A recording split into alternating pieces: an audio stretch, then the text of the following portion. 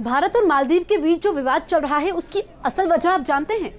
असल वजह तो चीन है, ये तो आपको मालूम है, लेकिन मुस्लिम कट्टरपंथ भी एक बड़ी वजह है। बिल्कुल सही सुना आपने, क्योंकि जिस तरीके से चीन के मौजूदा राष्ट्रपति जो मुस्लिम विचारधारा से प्रेरित है, आपको याद होगा कि जब वो राष्ट्रपति बने तो उन्होंने अपनी पहली यात्रा तुर्की की, दूसरी यात्रा चीन की और जो विवाद इस वक्त चल रहा है इसमें फायदा चीन लेने की कोशिश कर रहा है और तो और पाकिस्तान भी लेने की कोशिश कर रहा है। बिल्कुल सही सुना आपको। थोड़ा बैकग्राउंड बताते हैं, फिर उसके बाद आगे ले चलेंगे। दरअसल जो लक्षद्वीप की तस्वीरें पीएम मोदी ने ट्वीट की थी कि भारत के लोग ज्यादा से ज्यादा लक्षद्वीप आए, यहाँ पर खूबसूरती है और लक्षद्वीप को आकर के एक नया टूरिस्ट स्पॉट बनाए। उसके बाद तुलना होती है मालदीव और लक्षद्वीप की, लेकिन यही बात लक्षद्वीप में जो तुलना होती है कि मालदीव से बेहतर है सोशल मीडिया पर, यह बात मालदीव के कुछ मंत्रियों को पसंद नहीं आती है। वो पीएम मोदी पर अपमानजनक टिप्पणी करते हैं। उसके बाद तो भारत सरकार भी हरकत में आती है और फिर मालदीव को अपने तीनों मंत्रियों को पद से हटाना पड़ता है। अब बात तो यहाँ खत्म नहीं होती है, क्योंकि जो मौजूदा राष्ट्रपति है मोइजू,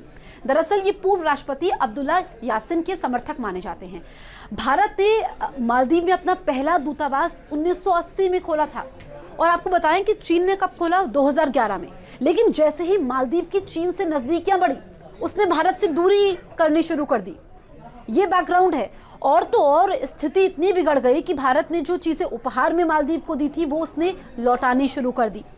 अब जो 2011 के बाद जो स्थिति रही, जब पूर्व राष्ट्रपति यासिन का कार्यकाल रहा, उस वक्त चीन ने ऐसा मकर जाल फैलाया कि फिर मालदीव फंसता ही गया। वहां पर तो विरोध भी शुरू हुआ, लोग सड़कों पे आ गए, क्योंकि आपको बताएं कि चीन ने जो मालदीव को कर्ज दिया है, मालदीव ऐसा तीसरा देश है दुनिया का जिस पर चीन का सबसे ज्यादा कर्ज है। ऐसे में जो उसकी अर्थव्यवस्था है, उसकी जीडीपी का 30% है।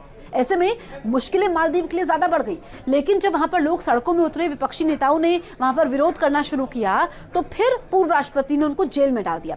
कई सारे वहां पर समझौते हुए और जब समझौते हुए तो उसका भी विरोध किया गया, लेकिन उनको फर्क नहीं पड़ा। और जो मुस्लिम कट्टरपंथ का राग इस वक्त मौजूद सरकार भी अलापती है, उसका भी यहाँ पर असर पड़ा है, रिश्तों में खटास आ गई है। हालांकि मालदीव से भारत जो दोस्ती भारत की रही है दशकों पुरानी है, लेकिन नुकसान भारत को कुछ नहीं होने वाला है, क्योंकि भारत विकास के रास्ते पर तेजी से आगे बढ़ रहा है। नुकसान सिर्फ और सिर्फ मालदीव का है, हर लिहाज से मालदीव का नुकसान है। क्योंकि सबसे पहले मौजूदा सरकार का जो फैसला था, हमारी आर्मी मालदीव में तैनात थी, लेकिन उसको लौटाने का आदेश दे दिया गया। तो एक के बाद एक ऐसे फैसले लिए गए जिससे ये मालूम चला कि वो भारत विरोधी है और चीन के हित में है। लेकिन ऐसा नहीं है कि चीन के साथ आप दोस्ती बढ़ा रहे हो तो भारत के साथ आप दूरियां बढ़ाओगे तो आपके हित में रहेगा।